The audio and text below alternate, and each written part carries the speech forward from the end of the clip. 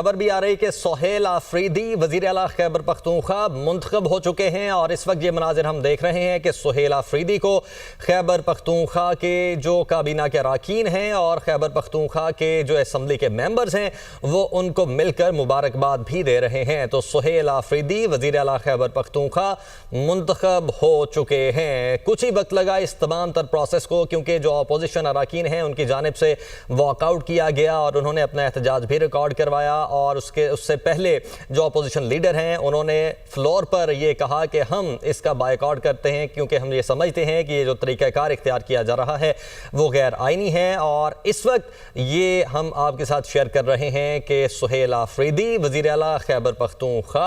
मुंतखब हो चुके हैं और आज़ाद उम्मीदवार पाकिस्तान तहरीक इंसाफ से चूँकि इनका ताल्लुक है और सुहेल आफरीदी वज़ीर आला खैबर पख्तूनख्वा के मनसब पर इस वक्त मुंतखब हो चुके हैं।